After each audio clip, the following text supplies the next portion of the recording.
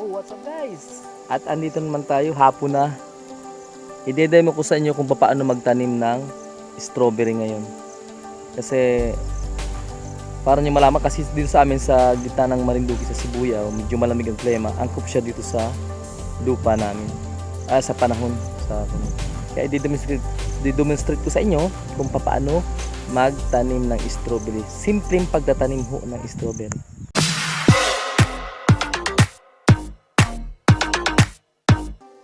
Namin ay naglagay kami ng mulching. Kasama itong aking mga gwapong magpakita man lang kayo para kasama mga anak. Then bubutasin namin ito ngayon. Yan o. Gusto nyo visit o pasyalan nyo ito aking farm.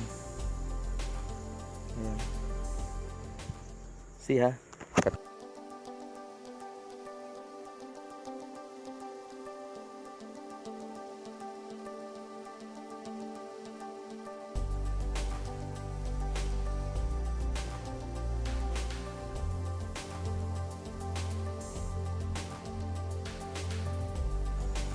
Okay, naitanim natin yung isa. Malog talaga kasi ko naman ito.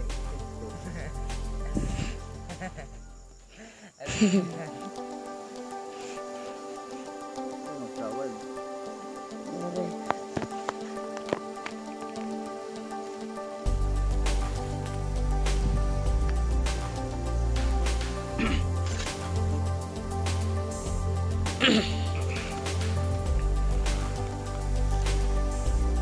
Hati-hati na natin para yung strawberry. Strawberry na magaling ka, huwag mong masiyalan to.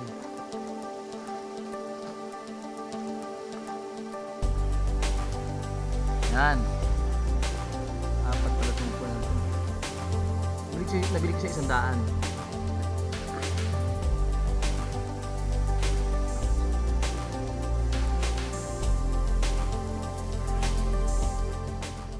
Cut ko siya. Uy. Dandahan lang, sisira yung pan. Tapos 5 pala siya.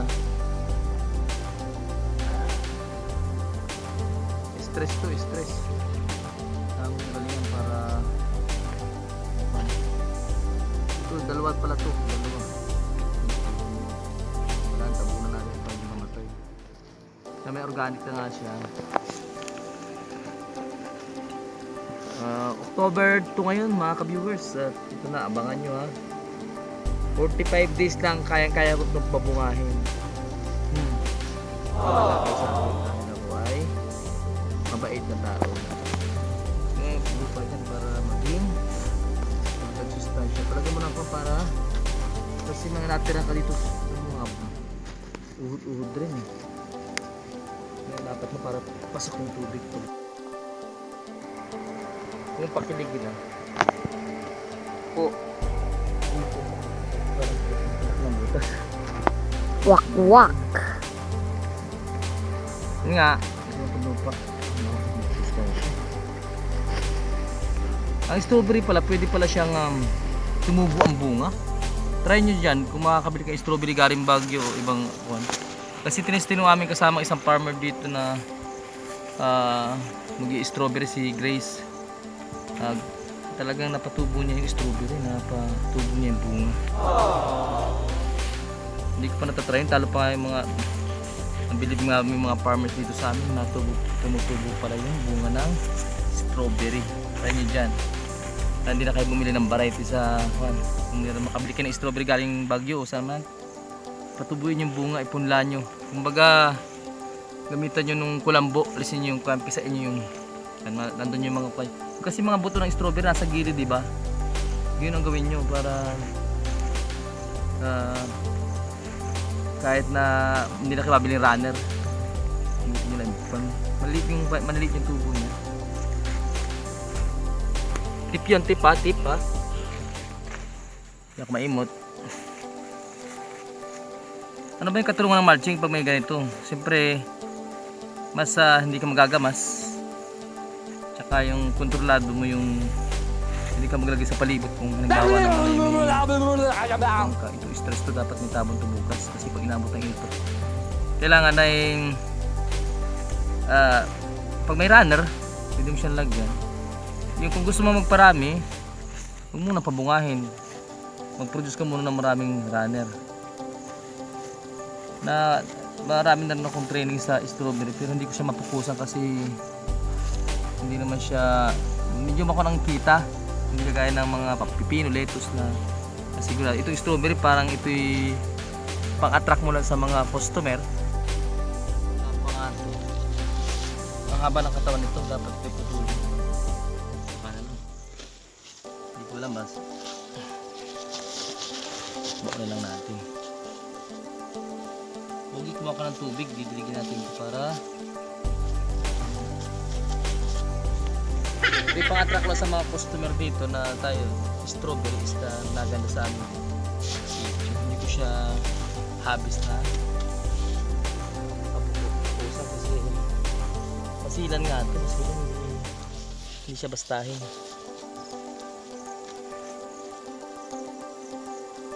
Ang dami niya runner, nakita niyo mga ka-viewers, double runner na pala to.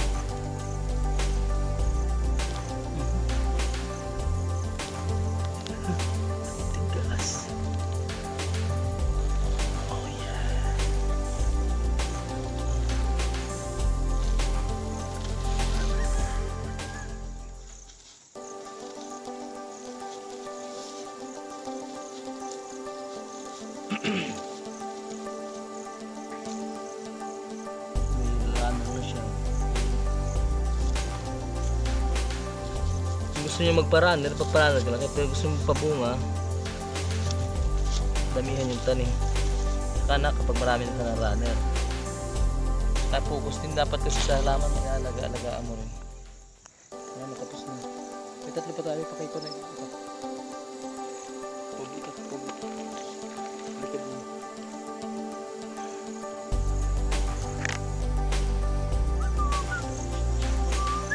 Ito yung lagyan mga bunot tutoy. Tatlo lang yung variety natin, yung strawberry na isa. Yung iba, ito yung strawberry malaki ang bunga, hindi ko alam pa, kalimutan ko na eh. Tapos dalawang alpine. Yung alpine, kahit sa mo siya tanim, hindi man, kumbaga sa bagay sa mainit sa malamig. Nagulo. Nagulo yata na ko niya. Ito.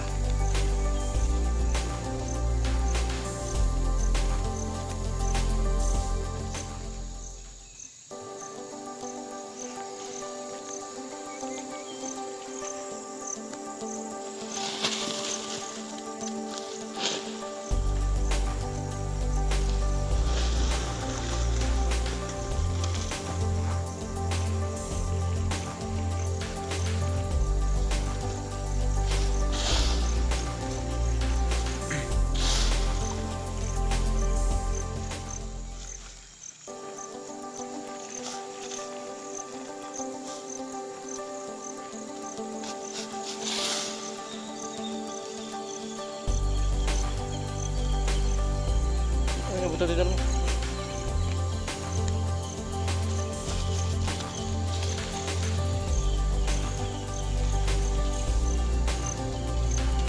Lagyan ng abono organic urban ilalim mo sa lupa kasi mainit din yun. Ito yung alpine, may runner na siya.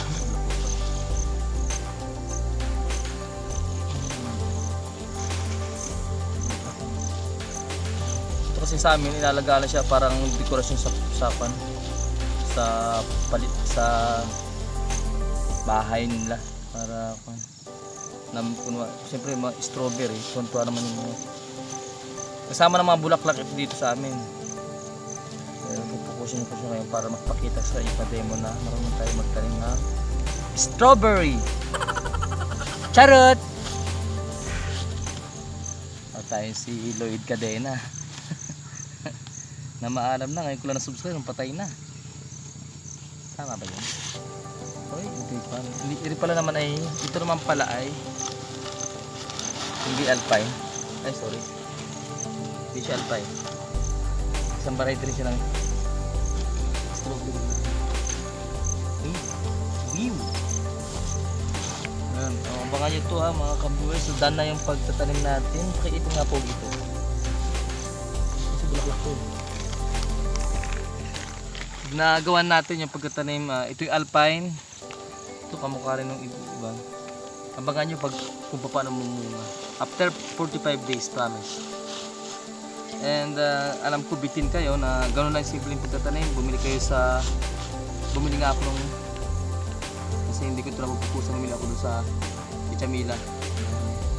Strawberry niya sa backyard. Pero last 2017 nga napaganda ko yun sa lugar din ito. At maraming natuwa na mga kabarkada ko kasi sila yung actual na nagpipitas at sila mismo yung actual na kumakain ng libre. Kaya mga ka-viewers, salamat na pinanood ito aking video para magtanim ng strawberry. Abangan nyo yung pagdamungan na to. At saka hindi lang ito yung maituturok sa marami. Abangan nyo yung paghahanap po namin ng mamahaling gabi na sinatawag na gabi-gabi. Naghanap kami ay araw.